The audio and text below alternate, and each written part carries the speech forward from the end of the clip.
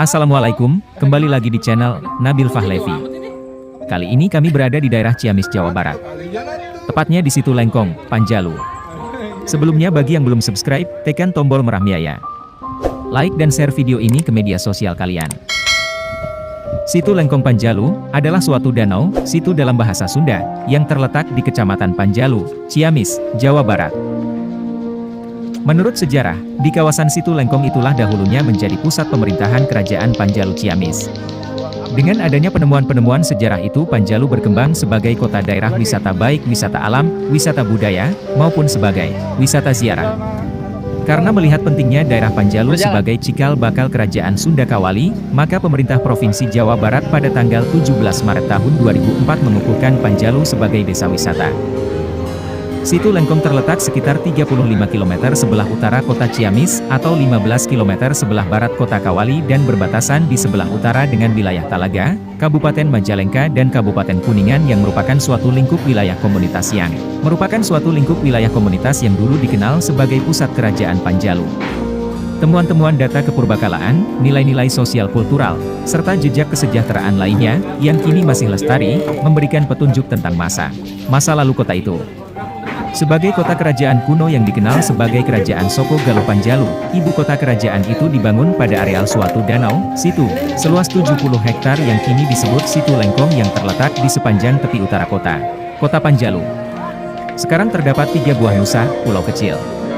Pada situ tersebut yang masing-masing digunakan sebagai tempat bangunan istana kerajaan, kepatihan dan staf kerajaan dan sebagai taman rekreasi. Pendiri ibu kota kerajaan adalah tokoh karismatik leluhur Panjalu bernama Boros Ngora, Raja Panjalu Islam pertama. Wisatawan yang datang ke Panjalu pada umumnya adalah para peziarah mengunjungi tokoh Raja Panjalu.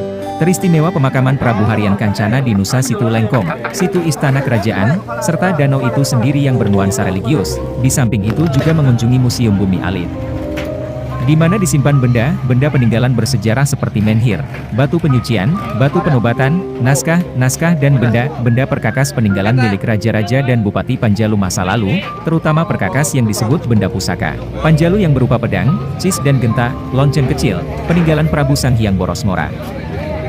Menurut cerita sejarah Panjalu, Situ Lengkong merupakan hasil buatan para leluhur Panjalu, yang hidup di zaman Kerajaan Hindu Panjalu. Konon pada awal abad ke-7, seorang Raja Panjalu menginginkan putra mahkotanya memiliki ilmu yang paling ampuh dan paling sempurna. Maka berangkatlah sang putra mahkota yang bernama Boros Ngora menuju ke suatu tempat dan berakhir di Tanah Suci Mekah. Di sanalah tujuannya tercapai, yaitu mempelajari dan memperdalam agama Islam dan membaca 2 kalimah syahadat. Setelah tinggal cukup lama maka pulanglah sang putra mahkota ke Panjalu dengan dibekali air zam-zam, pakaian kesultanan, serta perlengkapan, pedang dan cis. Di Panjalu, tugas utamanya adalah menjadi Raja Islam dan sekaligus mengislamkan rakyatnya. Beliau kemudian menjadi Raja Panjalu menggantikan ayahnya dengan gelar Sanghyang Boros Ngora. Mulai saat itulah Kerajaan Panjalu berubah dari kerajaan Hindu menjadi kerajaan Islam. Konon, air zam-zam dari Mekah ditumpahkan ke lembah bernama Lembah Pasir Jambu. Kemudian lembah itu bertambah banyak airnya dan terjadilah danau yang kini disebut Situ Lengkong. Selain menyimpan kekayaan alam, Situ Lengkong juga menyimpan misteri yang terkait sosok tak kasat mata. Bahkan, kisah misteri di Situ Lengkong tersebut juga kerap kali dirasakan oleh para pengunjung atau para peziarah ke makam leluhur Prabu Harian Kancana, putra Sanghyang Boros Ngora. Kisah misteri di Situ Lengkong tersebut akhirnya beredar. Konon, terbentuknya Situ Lengkong Panjalu berasal dari air zam-zam yang dibawa oleh Sanghyang Boros Ngora, putra Raja Panjalu, usai berguru agama di Tanah Suci Mekah. Misteri yang pertama adalah sosok harimau kembar jadi-jadian. Menurut cerita yang beredar, saat warga atau pengunjung melihat 2 harimau di hutan yang ada di sekitar Situ Lengkong ini, maka itu adalah harimau jadi-jadian yang sedang berpatroli. Berdasarkan kisahnya, pada zaman dahulu, 2 harimau tersebut awalnya adalah manusia. Mereka bernama Bombang Larang yang jantan dan Bombang Kencana yang betina. Mereka juga merupakan cucu kembar dari Prabu Siliwangi, Raja Pajajaran. Si kembar Bombang ini lahir di Panjalu. Bahkan, mereka juga sempat berguru kepada orang sakti saat remaja. Mereka berdua sayangnya mandi di kolam atau mata air bersih, yang artinya melanggar aturan guru mereka. Hal itu membuat si kembar Bombang ini berubah jadi harimau. Kedua harimau ini lantas diurus oleh Raja Panjalu pada masanya. Bahkan, mereka juga disebut Maung Panjalu. Mereka juga berjanji akan menjaga kelestarian alam dan memangsa mereka yang merusak alam. Yang kedua adalah sosok naga di dalam situ Lengkong Panjalu. Dari mitos yang secara lisan diceritakan turun-temurun, ada makhluk gaib menyerupai ular besar dan panjang mirip seekor naga yang mendiami situ Lengkong Panjalu. Masyarakat sekitar yakin naga tersebut adalah penjaga dan pelindung. Khususnya, jika ada orang yang berbuat jahat atau berniat mengganggu keaslian situ Lengkong Panjalu.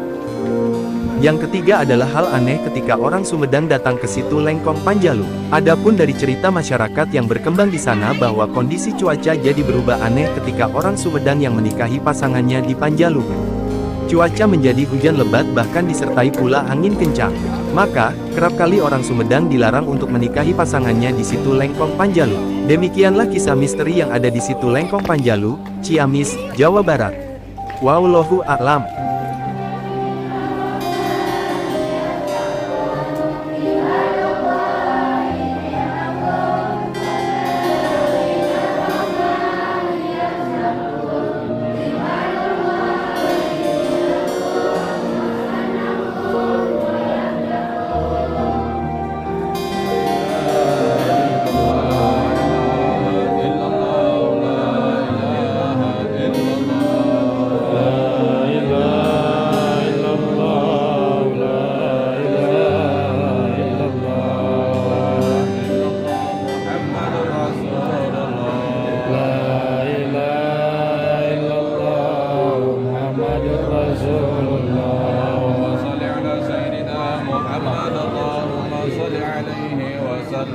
Allahumma salli ala Sayyidina Muhammad. Allahumma salli alaihi wa sallim.